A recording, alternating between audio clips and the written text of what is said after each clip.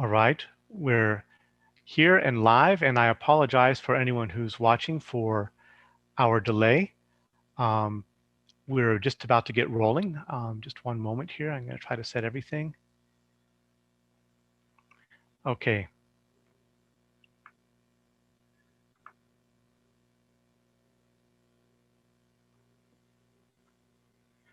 All right, welcome to the Integral Stage, and I'm joined here by Mark Forman and David Long.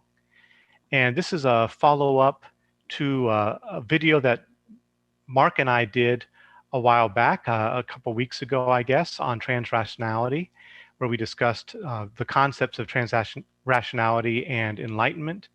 And that video arose in response to David's earlier video on the stages of enlightenment, and I responded to that on Facebook, and we got some dialogue and debate going around it. And some people on Facebook suggested that we take it to video, that we basically have a live format where we can kind of work through some of these ideas and thoughts and disagreements together. So that's what we're here to do. And so, yeah, thank you for joining, both of you gentlemen. Thank you, Bruce. Happy to be here. Yeah, thanks, guys, for setting this up and getting it going. And I am thinking about, one second here, I want to make sure that we're recording this.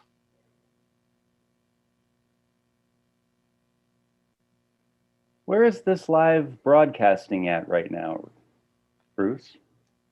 It's live broadcasting on YouTube. Okay. And then I've got some links over to several forums around Facebook, so that people can click on the links in Integral Global and a couple other groups and watch if they want to watch. And that will lead them to YouTube? Yes. Well, that's what's up. What's up, Integral community? What's up, YouTube? Exactly. Yeah. All right. Yeah. So I'll be serving kind of a dual role here, mostly as moderator or facilitator, but I will jump in for some dialogue and some back and forth and questions also, since I've been a participant in the other video and online discussions. But we want it to be hopefully as fluid and organic and balanced as we can in the way that we approach this, and no two people ganging up on David. I don't want that to happen here. But yeah, we hopefully can work through some of our disagreements and at least come to clarity about where we stand on some of these things. David has proposed a format which I've offered a little bit of a modification for, and basically it would be the first round where we steelman one another and do our best to really get a clear understanding of the other's position. And then in a second round, offer any critiques of whatever stands through the steel man, if there are critiques, and open up for some questioning and back and forth on that. This could open up into some Socratic type questioning that David has suggested, as well as some more just open dialogue. And then we'd like to turn it over also to the audience towards the end, if there are any people who have questions for what we've been exploring. I have, unfortunately, only until 5:30. I have another job I have to go to, but I think we can still cover some pretty good ground in an hour and 20 minutes here. If I have to go over a little bit, that'll be all right. But just want to try to keep a good, good awareness of time throughout this, and that'll be my role as the moderator. Mark suggested that I start with a steel man from my side first, of David's perspective, and then he might add something, and then David can offer a counter steel man after that, and then we can open up to any dialogue and exchange around that after that happens. So anything that either of you want to add or say before we start with that? Only that I'm looking forward to it. I have I think 5:20 would be a good point to aim for me as well. 5:20-ish in terms of stop time. So that gives us a good hour and 20 minutes. Just so putting that out so it's not a surprise as we approach that moment. But otherwise, I'm ready to go. Great. Yeah. Anything from you, David? Same. I'm going with the flow. We'll see what happens. Okay. Great. Great. All right. So I'm just going to go through a few summary points that I think, capture the main perspectives that David put forward in his Stages of Enlightenment video that prompted, all of this exchange and debate. So first, I think one of the main points that David emphasized at the beginning is that people tend to confuse being at an integral stage with being a mystic, not realizing that mysticism is born at earlier stages, and this opens the door to some pre-trans issues, especially holding pre-rational ideas as forms of transrational glory. This view is prevalent in our community, David says, and Wilber also seems to propagate it. The next point I'd like to go over is he defines enlightenment, and so I'll talk a little bit about David's view of enlightenment as I've understood it from the video. The main point that he emphasized is that enlightenment is the realization of absolute unity and interconnectedness. And it's not just something that's one and done, it's an active verb. It's basically living from and in accordance with that understanding. And it's not really an amazing, huge accomplishment, and it doesn't make us perfect. It's an existential type of awakening. And there are different forms of it. There are different forms of this realization of oneness. Eastern and Judeo-Christian and pagan, among others. And examples being, I and the Father are one, or the Gaian web of life. Some of the traditions that have some kind of perspective on enlightenment frame it in a transcendent frame, or from a transcendent perspective, that they're seeking unity with a higher being or a ground, and some frame it more imminently. If we cash out the mystical symbols that are used for transrationality and enlightenment, and we cash that out in reality, the most realistic understanding of enlightenment is realization of interobjective unity, not intersubjective so much, but really kind of the scientifically demonstrated and proven fact that elements of the universe are deeply interdependent and interconnected. Eastern Enlightenment and Western Enlightenment are basically different approaches to the same project.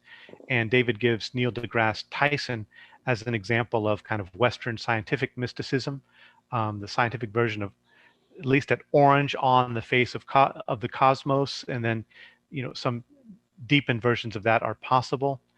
But basically emphasizing that unity and interconnectedness are scientific facts, and this is a Western form of enlightenment. Traditional blue enlightenment is typically mythically framed and imagined as union with God or a mythical ground. Orange enlightenment is awe and wonder at the universe and our origins and our participation in evolution, but it's still set in a rational box and still doesn't really incorporate poetry or metaphor. Green is where real enlightenment starts. It's an existential awakening, really getting ego and construct awareness, understanding the relative nature of language, able to see the relativity of different religious stories, and not to be bound to just one story. Integral enlightenment is the ability to hold absolute and relative perspectives together. Absolutely true is that everything is one interobjectively, but we're also just limited beings with limited perspectives. And we need to try to align with the best of our relative understanding, which is currently scientific understanding. We can realize we're at the leading edge of evolution, being the universe in action, so to speak, but it's not exclusively us. It's not ego-centered. And there's still the challenge at this stage of balancing all quadrants in our perspectives. Basically, enlightenment means not just realizing absolute interobjective oneness, but really living as if that's the case. Green vision logic gets non-duality, but is mostly a personal integration and still can be kind of flatland and limited and biased in some ways. Integral or higher vision logic tries to wring out the bias and systematize without bias. discovering true universals, not taking mythic symbol sets literally. On the concept of mysticism, David criticizes the idea that we can get knowledge that is inaccessible to the intellect, or that we can know things beyond mind or reason. We know things with our minds, with our concepts. We interpret things according to our stage of development and the linguistic tools we have. If you say you know something beyond the mind, you are probably taking your symbol sets for granted and are possibly indulging in some form of entertainment of pre-rational beliefs or hopes. Mysticism, from David's point of view, is having a sacred relationship to life and seeing yourself as part of the universe in flux. There are two pre-trans fallacies, as Wilber points out. Orange pre-trans fallacy, where anything non-rational is childish and lower, or green pre-trans fallacy, where pre-rational is lifted up as trans-rational. Stages of enlightenment, the pre-rational, or actually even of cognition. Pre-rational is magic and mythic, rational is rational, and trans-rational is poetic and metaphoric. Poetry is trans-rational because poetry cashes out and proves to be objectively true when it's framed from a trans-rational point of view. And let's see, I think that is probably the main points I wanted to emphasize. He did also argue that third tier, he accepts the existence of third tier. It's basically effortless self-mastery. He also said that green is enlightened. You know what's better than enlightened? Integrally informed. If you're integrally informed, I'll assume that you're enlightened, that you're better than enlightened. Realizing that we're all interconnected is not a big deal. You don't get superpowers. And yeah, he thinks it's pre-rational to think that once we're enlightened, we'll all be able to access new ways of knowing beyond thinking. So I think that's the main points that I pulled out from the video. How do you think that represents your perspective, David? You know, were there any points that I made that you felt were inaccurate or incomplete? Man, I actually think that that is a very impressive summary of my video. And yeah, you did a great job of repeating back the main points in a very clear and concise way. I am humbled by your great demonstration of a steel man here, man. I think that's good stuff. Great. Let's see. Can I just, yeah, go ahead. I wanted to, before we get into any response to it, I also wanted to just ask Mark if he had anything else to add to that steel man. First, I would say I thought that obviously David has an authoritative has the authoritative seat in this, but for the sake of my understanding of David's video and my watching of it, I thought that was accurate. And I recall all of those points, Bruce, that you made. I think the one question or sort of addition that I might make is that, David, in your video, I recall you saying that essentially you were fine with the idea that these sort of meditative states, the Wilber-Combs lattice related states, occur, and that they may be of some value, but ultimately they're not a big deal. So if you experience, I think you said, you know, a sort of nervy kalpa samadhi, it's something you go into, but it really doesn't end up informing what enlightenment is from your perspective. It's more of, I don't know if you'd call it a transitory, fleeting experience, and probably overrated by Wilber and people who associate with that. Is that an accurate reflection? I think one of the main interesting things that we're really going to get into here is around, like, what do I think the value of spiritual experiences are and state training on my side, right? And then on your side, your guys, I'm going to really want to see like how far you're really willing to take it in terms of like what you're actually saying that these states do and accomplish, right? So it's like when I look back to this video, right, I think I tried my best to, as briefly as possible, which is difficult for me, talk about how enlightenment gets interpreted from different stages of development, right? And so to me, I think that unity, this idea of absolute unity and interconnectedness, is, let's say, like a central mountain, right? Like in the video that I made on the integral stage about the future faces of spirit, one of the things that I talk about is these different problems in integration that I think happen, right? One of the problems is this idea of conflation, where the other style, the more green style, is the buffet style, where it's just like full on mishmash clusterfuck, right? Where it's like, I'll take some crystals and some reincarnation, put some heaven in there. Let's get some crystals. Did I already say that? Let's just double up on the crystals. Let's get some DMT in here, you know, like whatever it is, you know, put it all in there. And then we'll just, you know, the other problem is this conflation, where in the integration process, a person will favor a particular worldview or a particular symbol set, and then try and understand the other symbols in the light of that symbol set. So part of, I think, the healthy integral project is to find these true universals, these like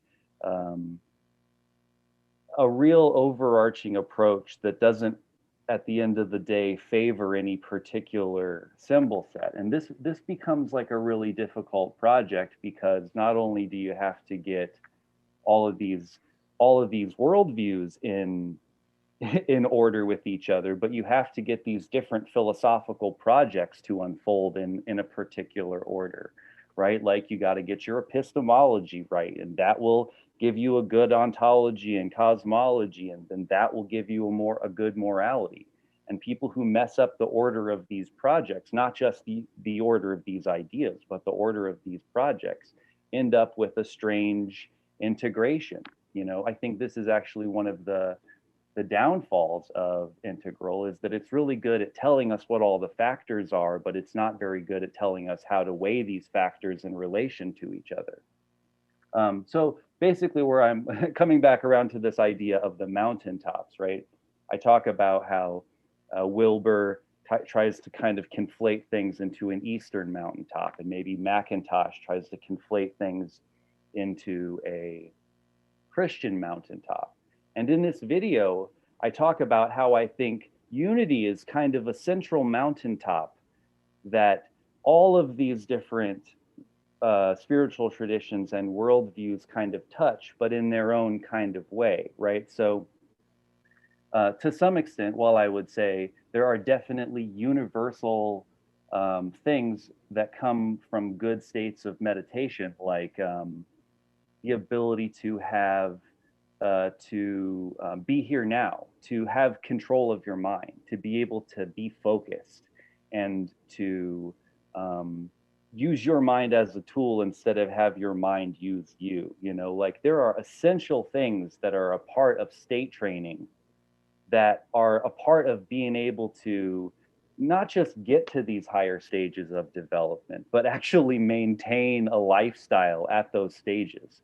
Like if you don't have the power to witness your mind and disidentify with that, if you just think that you are your thoughts and your feelings at whatever moment, like you're an unskillful unconscious practitioner, and you're gonna fail. You're gonna get caught up in some lower stuff, and but on the other hand, though, I think we've also talked about how there are people who obviously are at these higher stages of development, and they don't come to these stages by way of Buddhism.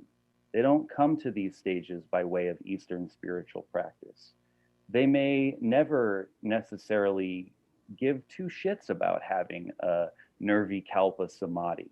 it may not even be practically necessary for them in their life. I would say that the reason to think that it's practically necessary is if you have particular beliefs about the nature of reality that then inform your view of what states are and what the goal of awakening is.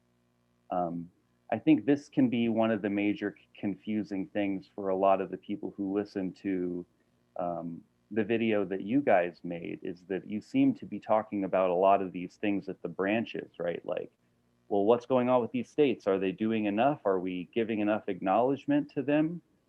But it seems to me that the roots of these ideas about what states are and what they mean haven't really been explicitly put on the table or talked about. And it seems to me that if we look at these views in the light of these different worldviews, in the light of the emergentist worldview that I put forward, it makes total sense to say that state training is good to a practical end for here and now for this world.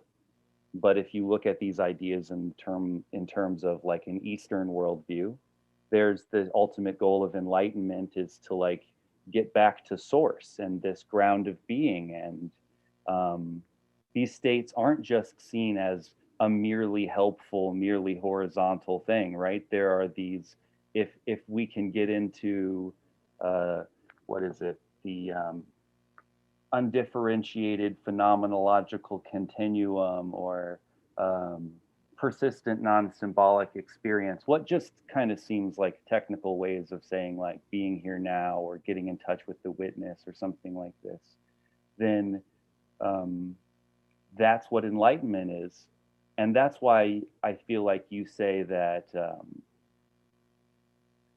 these states are more real and more profound and more deep than any thoughts, because it's this idea of if you can get in touch with this absolute ground of being, that is more fundamental than any kind of relative knowledge or ways of talking about things in reality, you know, something like this.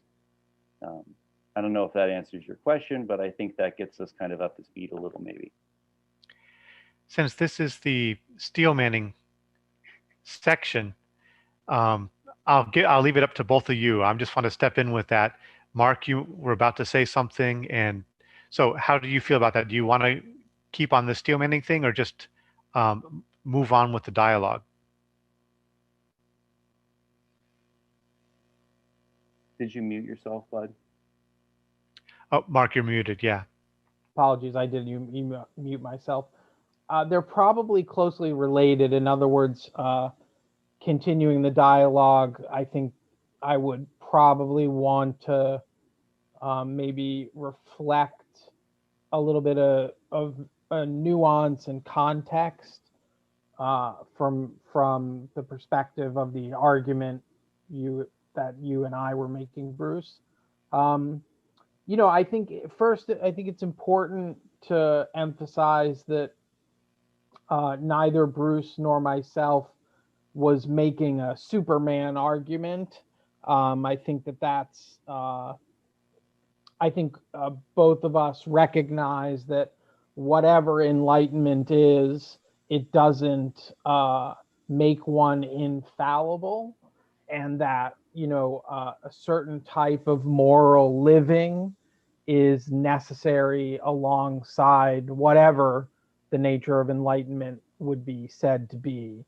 And I think it's important to that differentiation because we wouldn't want to align with maybe the very, very traditional view of enlightenment, which would paint someone as like sort of uber human or something like this. So you don't agree with like that?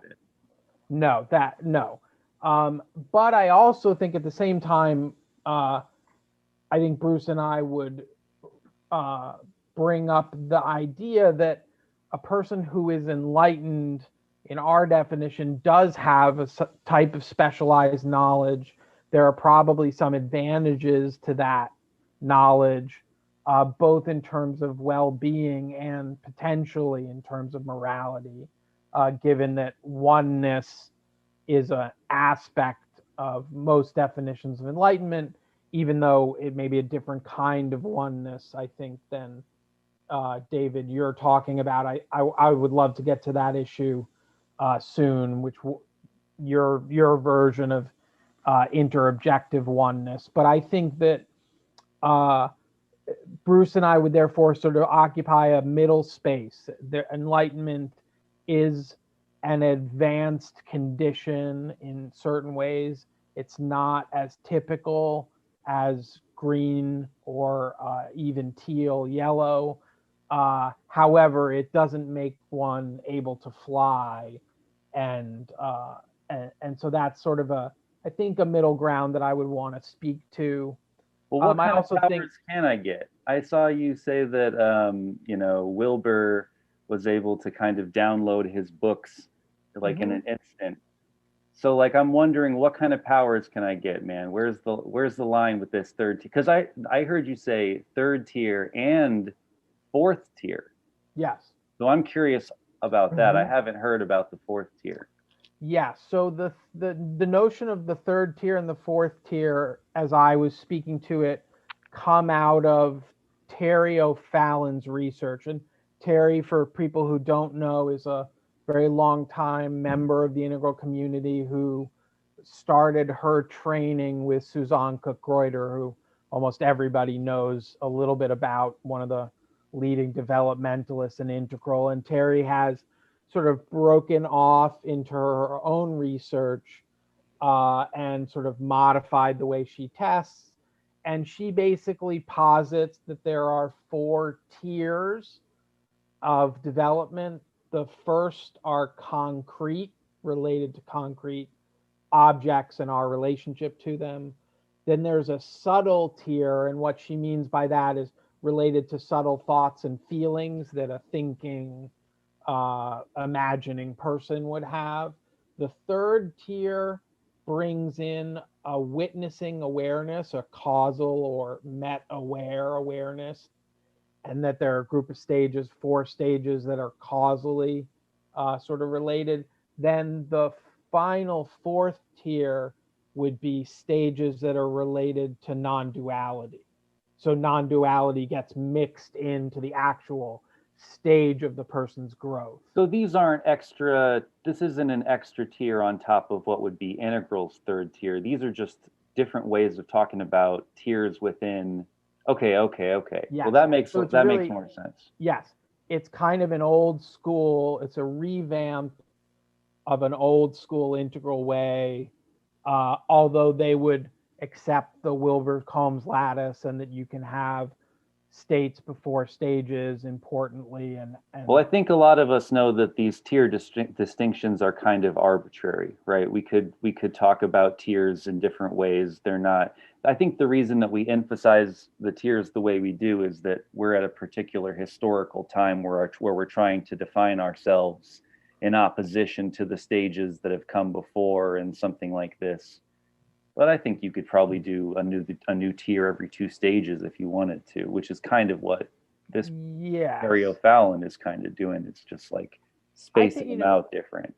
This is an interesting question because I think, yes, one could reconstruct a particular model for all kinds of purposes and sort of pragmatically rearrange if it were of interest. I think, though, Terry's argument is that there really are these fundamental changes in perception and worldview, and these tiers, each tier is introducing something very specific. So I think it would go a little bit towards our alignment or my alignment, that they're not the only things one can track in development, but they're a legitimate stream of development to look at and pay attention to. Okay. And so in terms of what does one get and what is a rational view of that, I think we touched in on this maybe on some of the written threads. I would say I don't have a fast and a quickly determined answer to that question, because I don't know that everybody has the same reaction. I think people have different experiences. But I would say that one capacity that seems to come up is a type of pattern recognition that is much less conscious than earlier types of pattern recognition. So when Wilbur talks about getting a book, it's as if, you know, somehow he's processing information in a less mediated way, that things are just So you are coming. describing something that is practical, but he'll get an idea for a book and it'll seem like it all comes at once, where he just like knows already, okay, well, this is integral. So I'm talking about quadrants through stages, and that's the book. I see it in my mind. Boom, boom. Like, I and think though he would pattern say, recognition is just fast. I think it would be a distinction that would be relative. In other words, 20 years earlier, writing a book, he would get an idea, and yes, his experience, the phenomenology would be, as he writes, new ideas come to him, and they sort of unpack themselves, and then he, you know, goes and takes a walk and gets a new insight and goes back and writes that. But later, there would be, it would be partly about speed, but partly about the actual nature of the experience. It would be the difference between making friends with a partner. You're friends with, let's say you're friends with a girl, and then over a time, a period of months and getting to know each other, you start to recognize, I have feelings for this person, and, you know, I'm romantically interested, versus you meet a person and there's a sort of instantaneous knowing, in quotes, and that the sort of likelihood of those sort of downloads that are very fast but seem to be intuitive at a level, those are more likely to happen at these later stages, essentially. And it looks like these state experiences also help facilitate them. You know what's at stake here, though, right? Like, there's a lot of, like, for example, like Wilbur was talking about this guy who was like this magical guru who could bless crops and they grow more and stuff like this. Like, like this first tier of the third tier stages of Wilbur was previously called psychic. Like, there's all kinds of people who are making all kinds of claims about magical abilities that they can get based on spiritual experiences at these higher stages. And, in general, these stages are highly contested. It's like there's problems of wondering who counts as being at these stages in the first place, and like problems of confirmation bias. And there's not a lot of people even at these stages. And so there's also problems of people misinterpreting what they think of, what they hear about higher stages from lower stages, and thinking, oh, this means this or something like this. For example, like not that long ago, this guy, Leo Gura, very famous YouTuber, selfactualization.org, this bald guy who does all kinds of self-help and frankly new agey kind of stuff. He teaches a whole series on spiral dynamics, and the people who have copyrights on that material have taken down his talk on turquoise, because he represents it in this kind of magical way. And I've even heard from Don Beck himself saying, that these third tier stages that Wilbur has stacked on top are a perversion of the model, and that if you go into these Graves spiral dynamic sites, like the group on Facebook, and bring up Wilbur and these things, you get kicked out of that group. They are not happy with what they call the perversion of the spiral dynamics map. And Don Beck himself said that these ideas come from Eastern religious ideas. They're not from actual developmental psychology and a meta-analysis of the different lines, that basically that a lot of this stuff is just green on steroids. And we've heard a lot about, you know, smart sounding new agers who use really technical terms, you know, to justify some kind of woo-woo ideas. Well, Right. I think, So you this know, is the danger. there's a certain context which I think can be helpful here. So, you know, in the depending on how you look at it, more or less beginning in the 1960s and 70s, there was the East meets West meeting of the cultural minds, including quite a bit of spirituality from different Eastern traditions, Hindu, Buddhist in particular. And although there were some precursors to that, more or less, it started off this cultural exchange and a cultural dialogue. And also then a sort of mutual kind of analysis and reading of texts, which is to say that things got translated, and then all of a sudden, because you could go to a yoga workshop, you could actually try to experience some of these things. And so a whole generation started asking, okay, what's the relationship between these spiritual insights of East and what appears to be on the West, like a Meister Eckhart or the anonymous author of The Cloud of Unknowing, or some of these other more mystical Western texts. And one model that came out of that was the sort of universal model, suggesting that more or less everybody goes through the same stages. They talk about it in different ways. And I think that there's a lot to still think about that idea, but really things have moved on, and where they have moved to now is a period of actual research.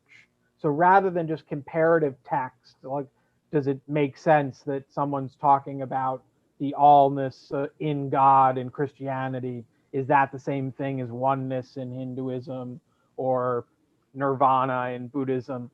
But now we're in a phase where we're actually trying to say, okay, if we put in these developmental models, do they work?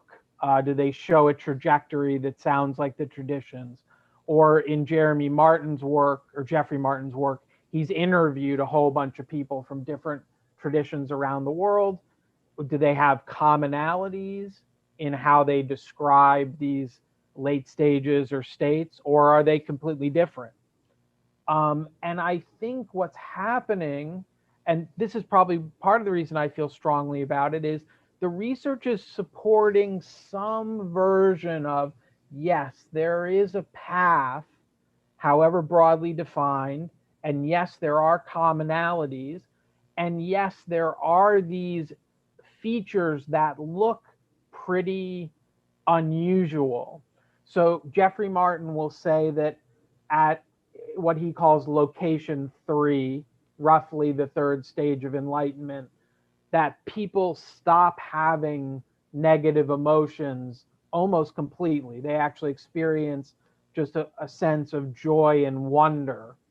And that's not the final place that you can stop, but it is one of the places. And so if someone claimed, well, meditative growth and spirituality are all about bliss and joy, we could look and say, well, what's the evidence for that? You know, that's just what these guys wrote down, and that's just what these teachers said in the 70s. And how do we know that?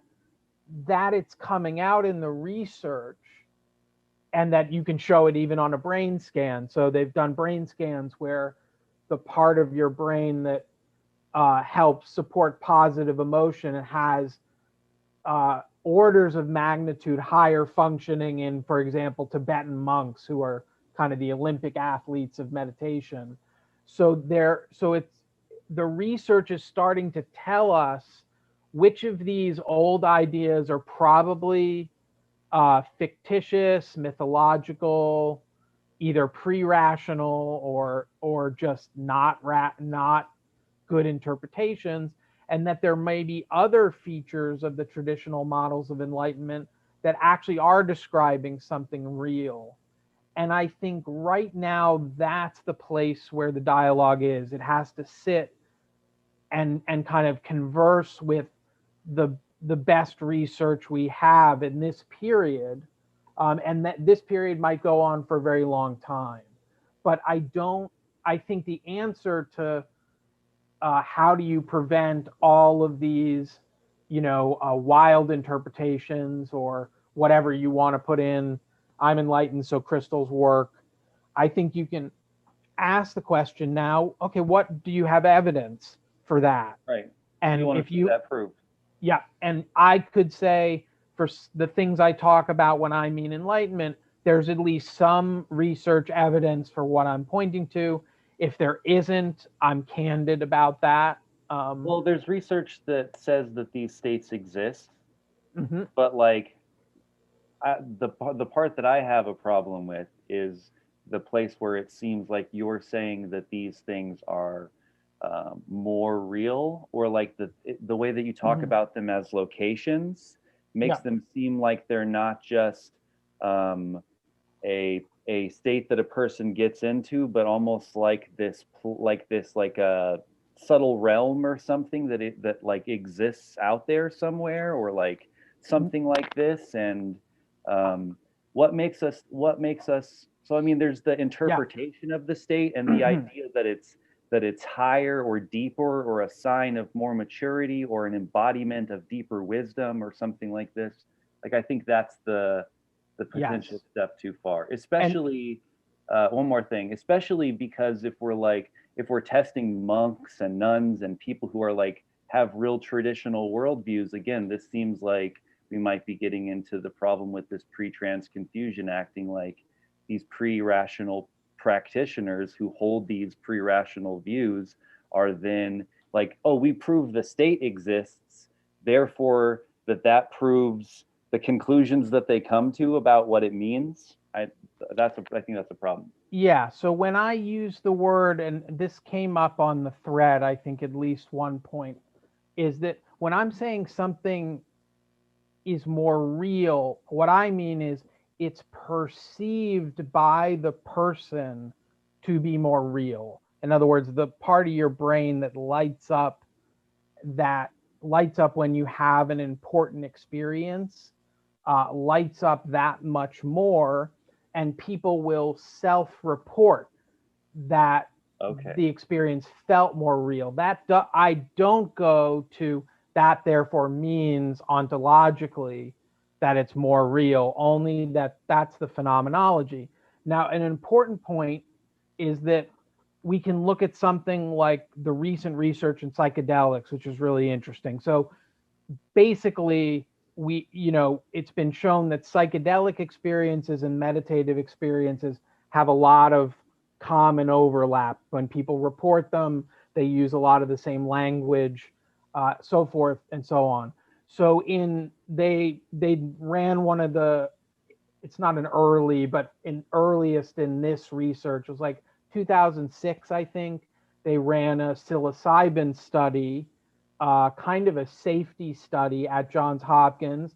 They brought people in, they set an intention, they gave them a comfortable place to relax, and then gave them a significant dose of psilocybin, and then had somebody monitor them, and then they researched, what the experience was, and then they followed up, at 2 months, 6 months, and then even years down the line. And what people said was that both right after the experience as well as far down the line, that these experiences were the most significant in their entire lives. And something like, maybe not everybody, but something like 75-80% of people are saying Yeah. this was it. Well, I And think more significant is a much more is significant to a person personally, is a much more safe framing of these things than saying that Mhm. they are inherently like evidence of something deeper or more objective than reality itself, or something like that. Or even to say that they're special is like, well, special to you. But I mean, like, if it's like let's say, there are people who have these amazing states that feel so important that justify them in their worldview at blue. You know what I mean? And Mhm. they'll say, this is the most important thing that I've ever experienced, because this, like, it's not because of evidence or the Bible or whatever. It's because of my spiritual experiences that I know that there's something going on with my religion. There's some truth in it. So, I mean, like, I've definitely heard those things, but like, it does seem like you are kind of coming to some conclusions about what these states mean in the light of the bigger picture of enlightenment. Like, you do hold like a Hindu-esque worldview, or like an Eastern idealistic kind of worldview, Mm, right? That does inform this stuff, doesn't no, it? I'm agnostic relative to the question of idealism versus realism. My speculation is that those categories break down, and that there's, you might call it a a, a non-dual or dual aspect monism might be the, it's that one Okay. aspect is the matter, and the flip side irreducible aspect is some bit of consciousness. So that might be a So are you panpsychist, on but this I'm like not. panpsychist, what was it, what's his Whitehead kind of thing?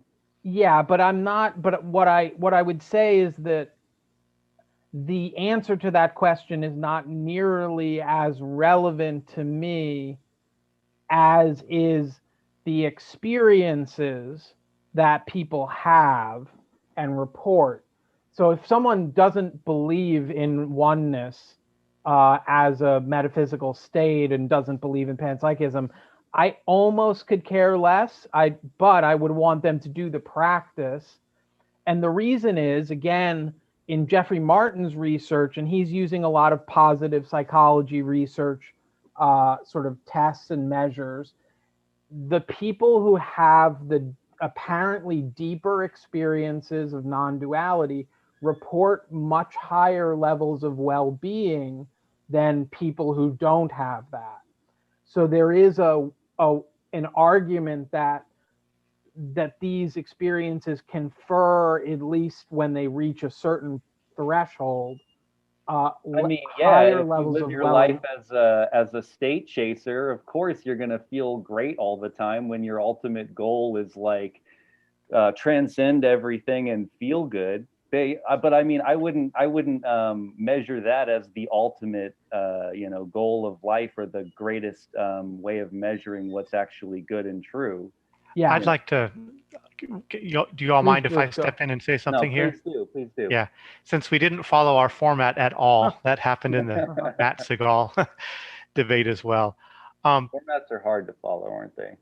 yeah, they are. And I wanted to just say some things that were kind of like echoing off of things that both of you were sharing, and kind of frame it in the context of what we're trying to do in this video, right?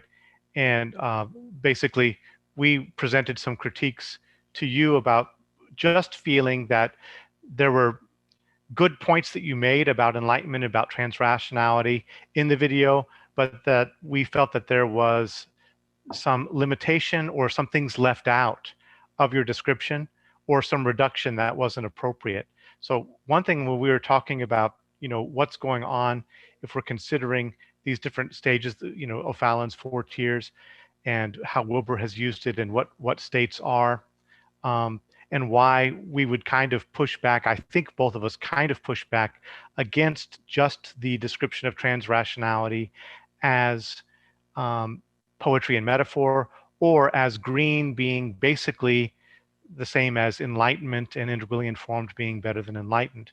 So here's just a brief framing that I want to pull from Wilbur's old transpersonal days, when he used to be in a lot more dialogue with psychologists and Wellwood and other transpersonal psychologists.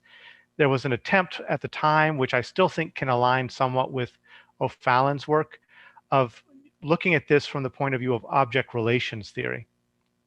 And that what is the locus of identification in our cognitive and perceptual system, right? And so for the infant, the initial locus of identification is the body. There's a fusion with the body, and there's not a differentiation from the body. So the body is just universe. There's not an ability to make the body object and act on it, right? Eventually, around 2 to 3, there begins to be an emotional differentiation. Well, actually, first before that, the hatching phase, we begin to separate out from body identification and be able to take the body as object. Eventually, we can control our body and control our bowel movements and things like that. First, we can't. Then we can make it object. We can act on it. Next, there's identification and merger with the emotional self, that the emotions are the world for the 2-year-old, 3-year-old. You can't stop a 2-year-old and ask them to control their emotions because they can't make their emotions object, right? They're just in that space. That's world for them. They haven't differentiated, right? And so eventually around the Oedipal phase, first we begin to, around the Oedipal phase, 4 or 5 years old possibly, we begin to differentiate from emotions and begin to be able to perceive that I am having emotional states, right? And eventually being able to bring that into some control. Then we typically identify with the mental self, with the thinking self, and we consider ourselves to be our thoughts. We identify with our thinking, and that, from this point of view that was explored by these transpersonal psychologists, that seems to be the state where most people end up if they aren't arrested in some ways and still largely like borderline or narcissistic individuals tend still to not have clearly differentiated out from their emotional selves and get stuck in splitting and things like that. But we can uh, see most people in conventional stage of development identified with thinking, with mental process, and they are in a sense what they think about themselves, right? Eventually we come to a stage later where we're able to see our thinking as object as well, begin to differentiate from thinking. We begin to become construct aware and ego aware. To me, this doesn't happen at green. We begin to perceive contextuality of meaning and constructedness of meaning, but it's not really until turquoise, in the developmental studies that do have empirical support behind them, that construct awareness actually really comes online, and there is this differentiation where the locus of identification shifts away from the mental self.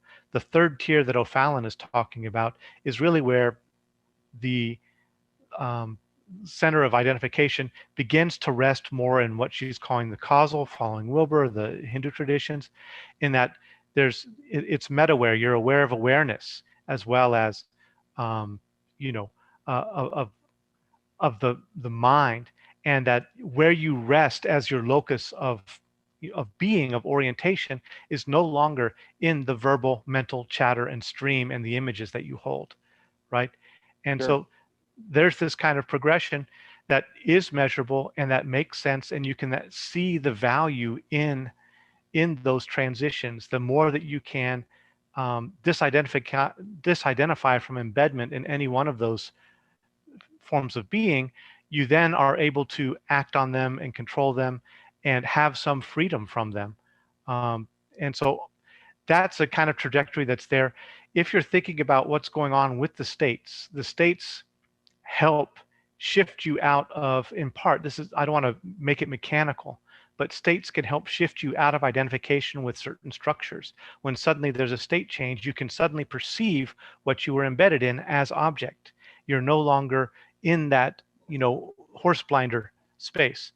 And so states can facilitate that. And, in terms of like enlightenment, I see it as kind of a participatory thing where, within Tibetan Buddhism, there's like many, many, many different kinds of enlightenment. There's not just one thing.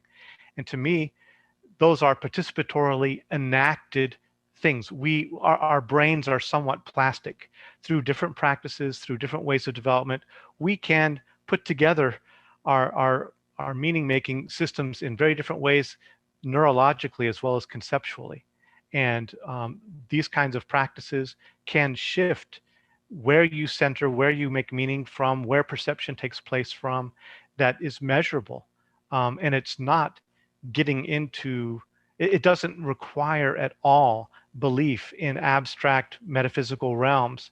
They may be there, but this account doesn't require that for those things to be meaningful, and to say that transrationality and enlightenment aren't reducible simply to poetry and metaphor, but there's this whole suite of things that happen and unfold that make a difference in the way that we, rest in our identities and perceive the world and relate to others. Okay. There's definitely a handful of things that I want to try to see if I can remember to cover in all of that. I think one of the major confusions that we're having here is that I didn't define enlightenment as construct awareness. I think that enlightenment and construct awareness are different things. I defined enlightenment as the realization of absolute unity and interconnectedness. And so when I say agreed, I meant that for transrationality, you talked about that as basically construct awareness, but you said that right. Stages of enlightenment was basically transrationality are construct awareness, early, mid, and late. And I basically agree with you, except for that I think that at least, and this kind of brings up this interesting question of like, are the idea of third tier stages compatible with the idea of the Wilbur-Combs matrix, right? Because I lean towards the Wilbur-Combs matrix, because for me, you can learn this skill of horizontal development and like resting in the witness at every stage. Well, not every stage, maybe blue plus. So I think that, when I was at green, I would say I was very good at the witnessing non-dual be here, or not non-dual, but the witnessing be here now stuff. I would say that was already my locus of. Now, what I'm talking about in terms of the translation of enlightenment at stages of development, we have also said that you don't have to be spiritual at green, so there is an existential, more philosophical version of awakening at green, let's say, and then there's this more like green kind of new agey, usually more Eastern kind of version of enlightenment. The more philosophical version of enlightenment at green is like the Nietzsche's, all that good existential deconstruction, more philosophical oriented type stuff, and then you have the more like hippie Eastern kind of stuff at green. I think these guys like are all enlightened by my early definition. Now, the thing that I'm really trying to push off of, and I think this might be a point of distinction, is that I think that it's actually that there's like this idea that we get at green, like the ultimate end and goal is to be here now, to rest in the witness. And as you say, like, we're no longer identified with any of these constructs, or if any of the chatter of the mind, any of this kind of stuff, right? But to me, the problem with the Eastern traditions is they have this, the goal is to get off of reality kind of perspective.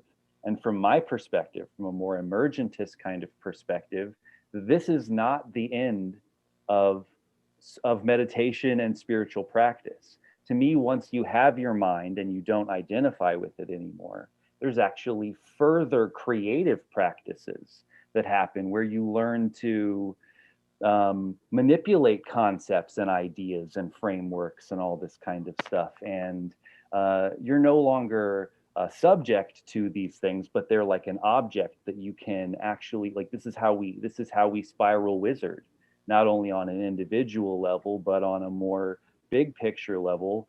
This is how, like, to me, the magic with a K that happens at this higher stage is like, especially if we can not just include the Eastern meditation practices, but if we can include the pagan and occultic becoming practices, you actually get a more well-rounded and holistic practice, as I talk about in my 4 S's of an integral spiritual practice. And I also noticed that you brought up this idea that state training at any stage can help you to sort of disidentify with that stage, right?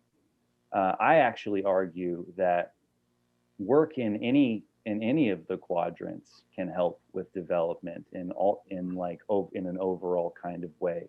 So this overemphasis on state training, this over glorification of getting off the world and just be in the now, just be in the witness. Like there's this kind of green sort of anti-intellectualism and a demonization of the mind, and this idea that stillness and silence is deeper and more wise than any relative knowledge that you can have. And I'm sorry, I just disagree with that. And I feel like a lot of these people who have made the end goal of enlightenment to be in stillness are basically practicing wasting a lot of time, because it would actually be a lot better to, like, the point of having any of these great experiences, in my view, is not just to feel real great and to have a real good feeling in life, you know, or to be a real happy person. Again, that's a very egotistical, narcissistic, it's about me and my experience kind of a measurement of what's actually good. To me, what's helpful about having any of these experiences is the wisdom that you get on the other side of experience. I know that we're all one, and so I'm going to act different. And so this actually makes real ripples in the world. It's the knowledge, it's the insight that's gained. That's the value. To me, these people who trip, for example, and they talk about, whoa, man, cool, the cool colors and wavy things that I saw. Those people didn't get it. They maybe had a great time, but they didn't actually get the deep wisdom. To me, like when I think about spiritual experiences, I'm not really interested in how great it felt to you. I'm really interested in what did you get out of it that has some kind of value that you can apply to your life. But again, this has a lot to do with whether you think the point of life is to dissolve into some kind of oneness, or if you have a more practical, realistic approach to life. These are going to be... I think Yeah, go ahead. One of the issues here is that the same sounding ideas iterate at very different levels of development. And the iteration, meaning the cycling back, is actually a very important part of the process.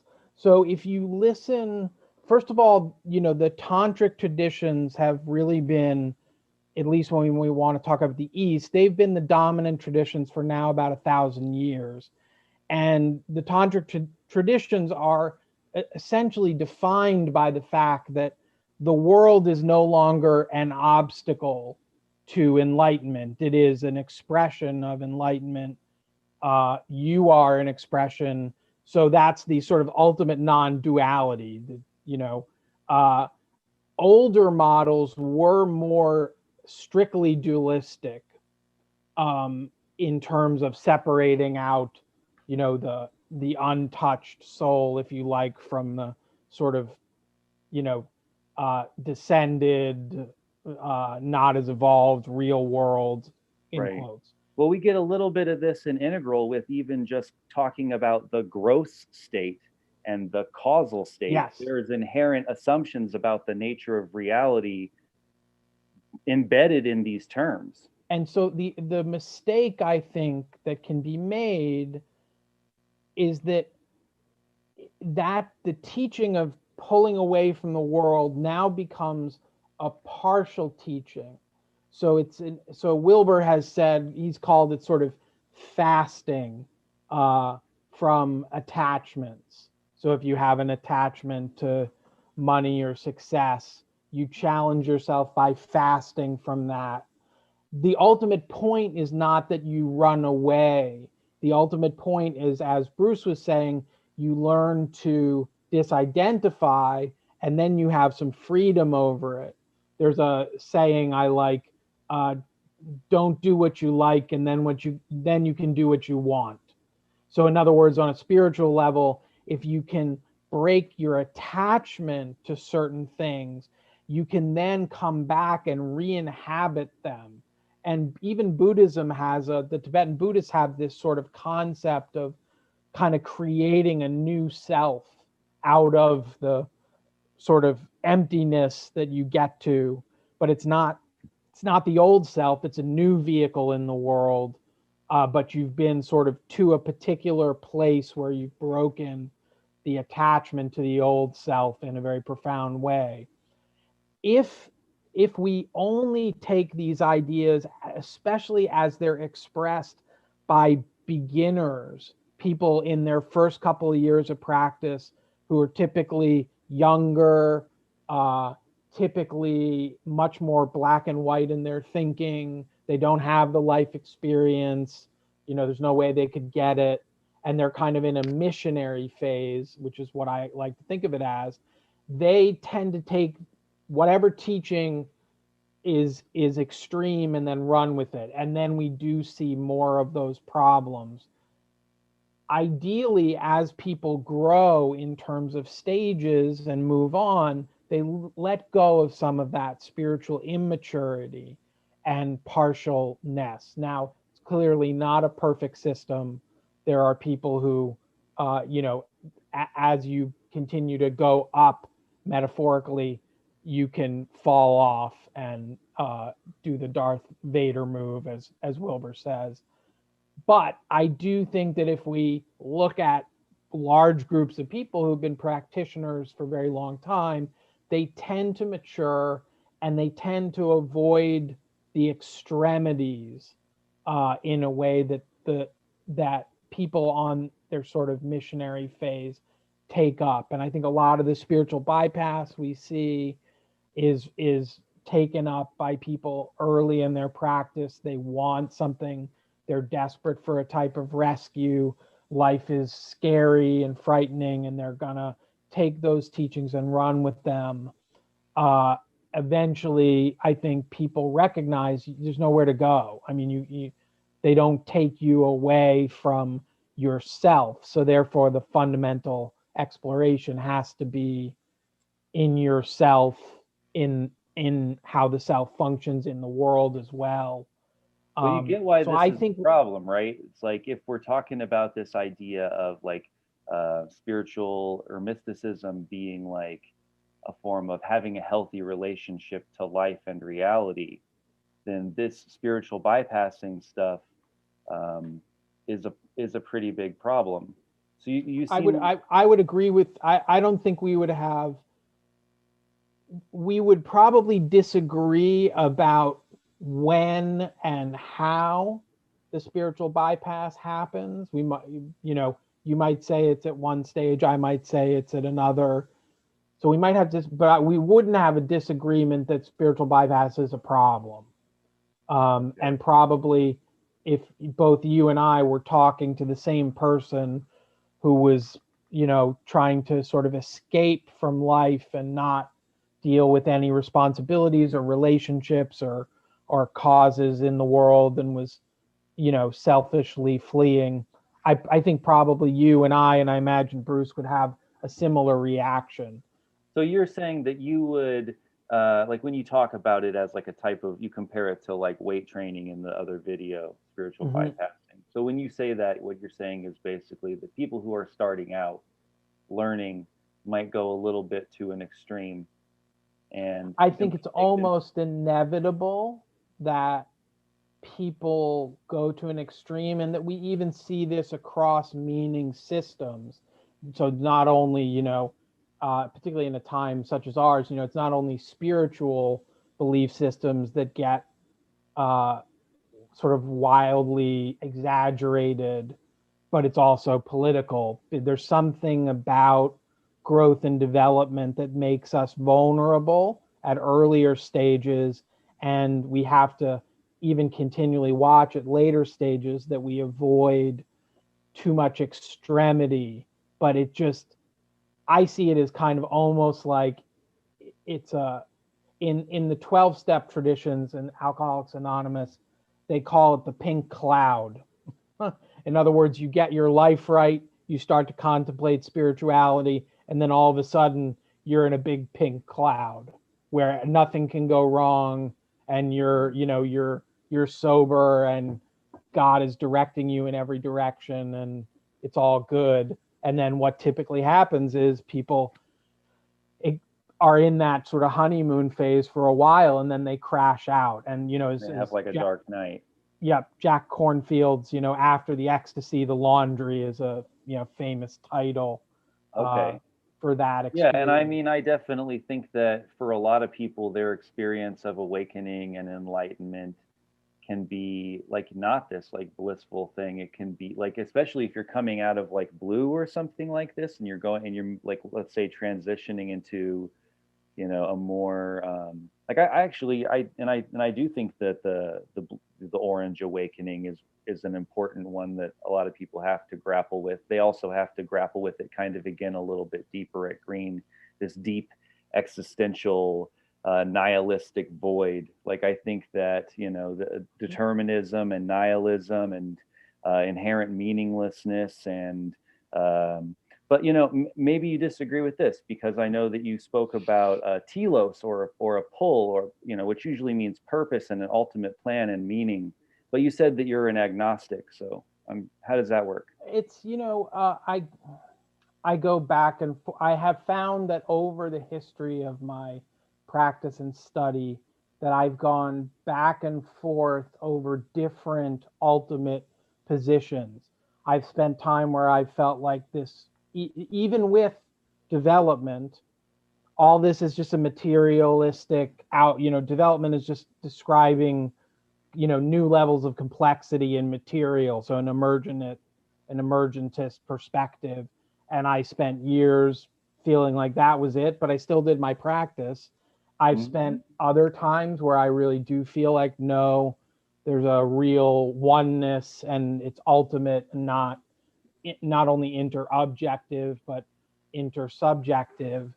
But I guess the point would be that for me, one thing that happens when you cross into construct awareness is you see the futility of any idea. Any idea is so small compared to whatever this is, even if it's all material, that's incredibly hard to comprehend. Yeah. And really encapsulate. So that's why I was saying it's less important to me that people have an ultimate belief. I think the practices and the idea of development within the context of the practices is really important. You don't have to pick an ontological position. I think that's all well and good for your first tier people and things like this, but in terms of personal development or something like that. But actually, I think that these fundamental issues, like whether there's a telos or a pull or not, that moves people up development, like I said before, it's like at the root of the assumptions of some of these ideas, the conclusions that you're coming to up here about states are nested in these fundamental assumptions that you say that you're not sure about. And you're not really wanting to come hard down on a position about that. Your position changes a little. You're not totally sure. The argument would be, it's the same thing. But I'm saying, like, it's the same thing with all these other questions too, like free will and determinism. It might seem like it's kind of vague, pie in the sky, like who cares, free will, determinism. But actually, it's like an important factor at the root of our justice system.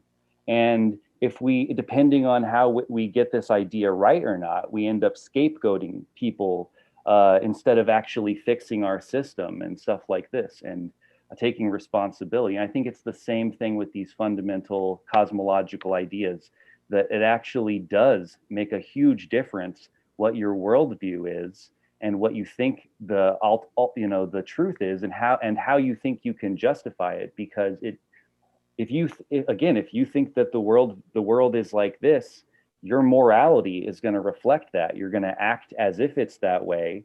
And on some subjects, it might not matter as much, but then on other subjects, it does. Like, so we're both integralists. We're not just concerned with our own personal integration.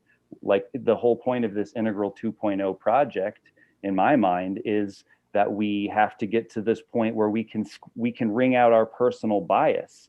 And we have to do this if we are going to get to this place to where we're going to build new systems together that are basically going to be imposed on future generations. It's super important that we're not overstepping our bounds and making these unfounded claims that have us thinking that these worldviews are true and leading us to these conclusions about where we should be leading the future of humanity. If we're not leading them in the right direction, like, this is really important. And it's not just important on a personal level. It's important if we're actually going to take responsibility as the smartest, most mature people on the planet to take these ideas out into the world and create these new systems. And the planet needs this stuff. The planet doesn't need just another hack into Christianity or a hack into Buddhism or a hack into capitalism. We need real transformation. And that means we really need to get it right.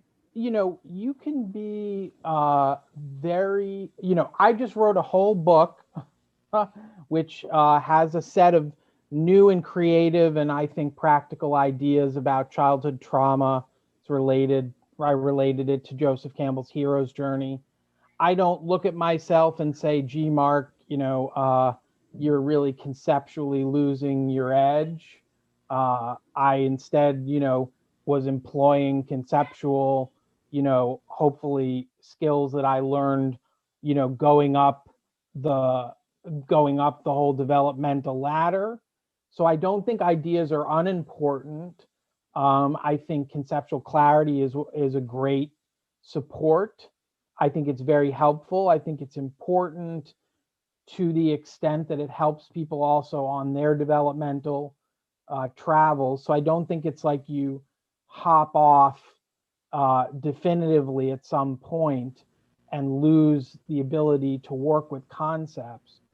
I just think as you approach construct awareness and go through that transition, it changes your relationship to concepts, and sometimes the ultimates and the ability to nail things down does not seem as important because it feels as if and appears as if there's a different mode of being in the world, which is transrational. So this sounds what I'm saying to you right now probably sounds either non-rational or irrational. I would argue I'm pointing, and the idea of development into late stages points to something that's transrational, and so it doesn't sound strictly rational. It sounds risky. It sounds too loose. Sounds irresponsible. But it sounds to me unenlightened. It sounds like you think the ultimate goal is to live for your own personal happiness and well-being. And if you were really awake and enlightened, I wouldn't say that. You'd care about getting your ideas right, so that way you got your morality right. Because if your ideas aren't right, you're not showing up as a good person in the world, even if you want to, because your ideas about what is good and bad are wrong. So if you actually care about big picture morality more than you care about your own limited personal experience, then you have to care about concepts more than experiences and states. Well, I think what I would say to that is I'm definitely not. Well, I think I would say that's a way of translating. I'm translating in a particular way. But, you know, I'm a psychotherapist, so I spend 20, 25 hours a week literally caring about, as a verb, focusing on individual development. But no, actually, because a lot of the discussions are about relationships and work and purpose in the world. So it's not just that. What I was meaning with the well-being thing is that's a point of evidence.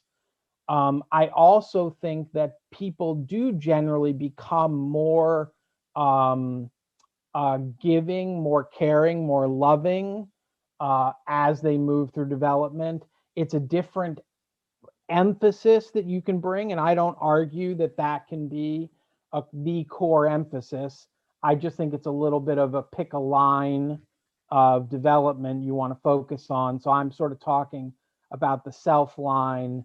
I think you're talking more about the moral line, and I don't have any problem with that at all. Well, I'm saying that like you won't do good in your moral line if you, this is what I was saying in the beginning about lining up the projects properly in the right order, because it's not just about getting the worldview, like, you know, integrating in all these factors, but if you're going to actually have good morality, you have to have a good ontology and cosmology, because otherwise your idea of what is good is going to be in the light of this potentially wrong idea, and then you'll end up trying to be good but you won't act. I mean, this is why it's not good enough for a person to just be Christian, right? Because these Christians, they think that they're doing good, but they end up being sexist and homophobic and racist, and it's justified in the light of their tradition, right? They're trying to be good people, but they just don't have their ideas right to allow for them to be able to care about these other factors in play.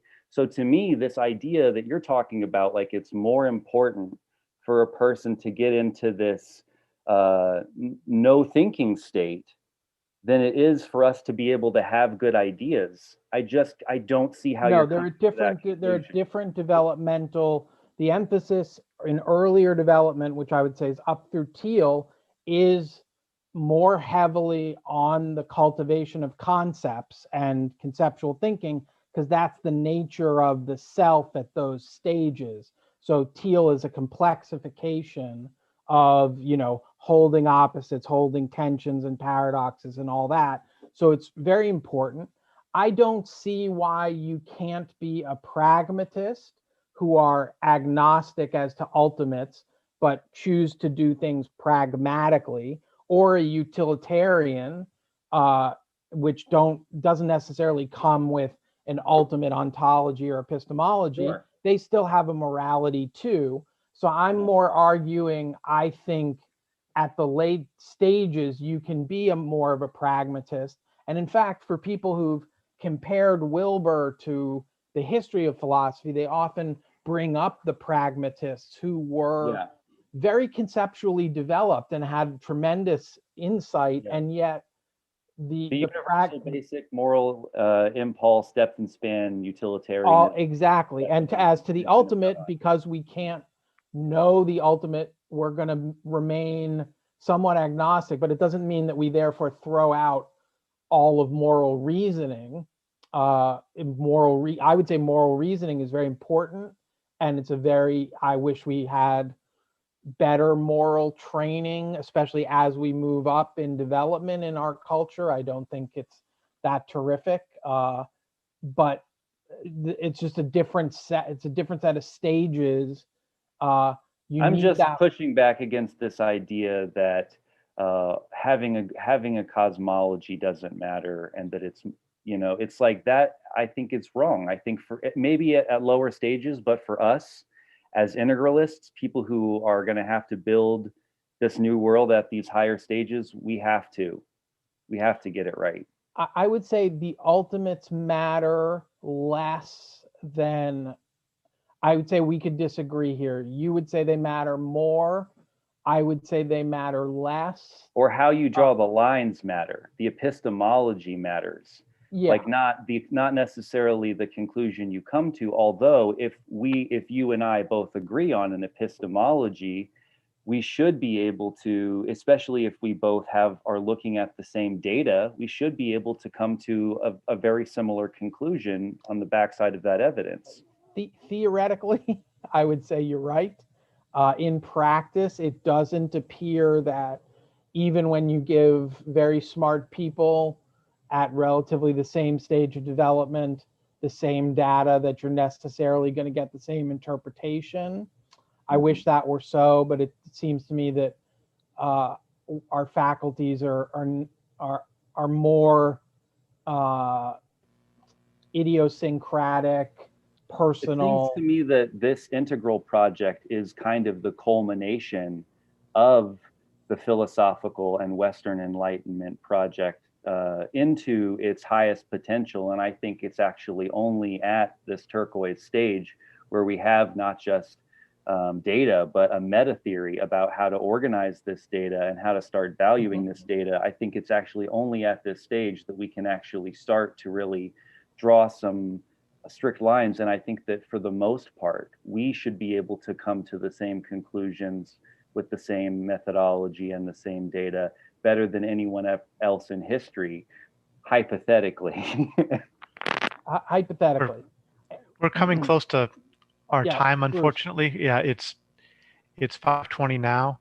And there's still a lot to go through too. There's So still a lot to go through. I yeah. think maybe we need a part part two two. to Yeah, it. so.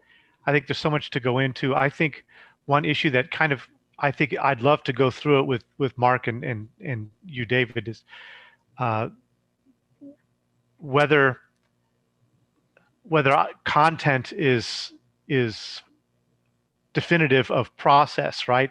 Or that process results in the same content. I think I often hear David kind of saying that if you're at this processing level, you're going to have this content too.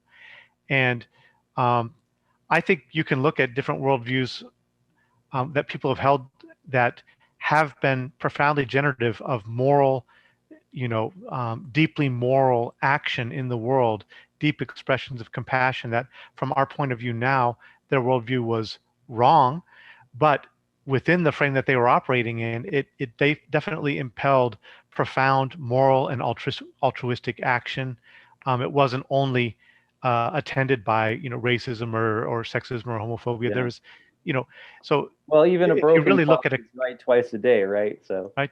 Well, no, I mean, I think if you're looking at it as in terms of like an autopoietic system where you're self-generate, we excrete worlds, right? And yeah, it's a complex issue. I don't think it comes down to that, um, that there's one picture of reality that's the ultimate one, though I do think reality pushes back on us to constrain, the pictures that we frame, and we always have to try to evolve and make better ones. I think we get in danger if we assume that we've arrived at the one that's ultimately definitive, and if you don't line up with this one, you can't be moral. I think that's going down the wrong track. But again, I'm saying that at the very end so that this can be a cliffhanger for whatever we go into in part two. I really appreciated hearing from both of you. I don't want to just cut it right here, but I wanted to say let's probably bring it to a close if there's any last things you want to say here. yeah, I would say go ahead. Talking is much more fun than writing. Yes. It's a better. I think it makes for a better exchange. So we've been able to do some real back and forth here, and I feel like I'm able to get more into your perspective, David, as I'm hearing you kind of react in real time, and I just think I appreciate that. Yeah, I think there are whole things to dig into. I was aware that Bruce, you probably have a lot to add about different subtopics we were talking about. I'm super happy to get online and keep chatting. I think it serves the greater good to have dialogue. And this is a good format for that, or I felt like it was. So yeah, that's where I'll hit pause today. Great. I'm missing my steel man. Man, you steel man so good. You steel man for like better than anybody. I don't, honestly, like the steel man I had prepared for you was like, I'm not sure what you think about this stuff. So, like really, I have more questions from you than I could even begin to do a good steel man of your perspective. I think I was the attempt of a steel man that I was going to do was to try and steel man your criticisms against me. That was probably going to be my approach to that. And I'm looking to digging into some of this stuff more. I feel like we definitely still need to get into the pre-trans stuff.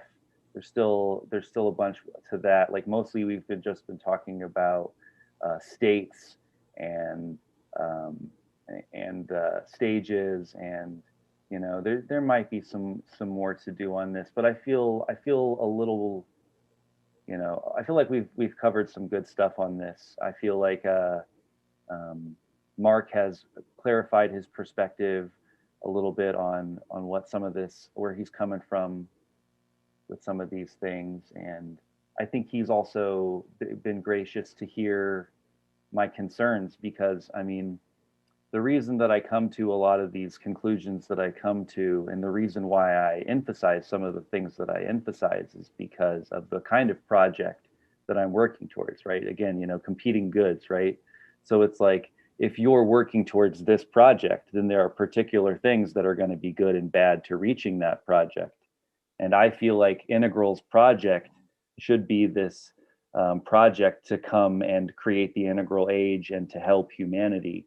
And so it's really not going to it's really not going to be good enough to me that integralists just agree to disagree and we just become like an extension of the green swamp. I feel like we really have to come together, and we have to grapple with these ideas and these issues, and we have to clean up the misconceptions around our stage and around our ideas, and we need to all do better. So that way, when we do come together and create new, better systems together and bring them to the world, that it's a true blessing, and that our personal bullshit doesn't get in the way. And so that's, I think, something that we can probably all care about as fellow integralists. And that's also why I do what I do, and I'm in this conversation, and I'm sure that's why you guys are involved in these conversations too, is because you care about refinement at the cutting edge and us really getting it right, so that way when other people are coming up, they have good guidance and good maps and good teachers, and that they really are able to find what they need. So thanks, you guys. Thank you. Yeah, thank you both. I think that's well put, David, and a good place to wrap it up. Yeah, I'm definitely open for further conversation if that feels like the good thing for all of you. Yeah, maybe next week or something, same time or something. We'll figure it out. Okay, cool. All right, well, take care. Thanks to both of you. Thank you, Bruce, for hosting. Very much appreciated. All right. Yeah, take Thanks care. to you both. Okay. Peace, interwebs. Thank you. Oh, he's just gone. Okay, well, yeah, I've got somebody waiting for me to take them outside. So, yeah, thanks a lot, and we'll connect soon. All right, sounds good. Take Peace. care.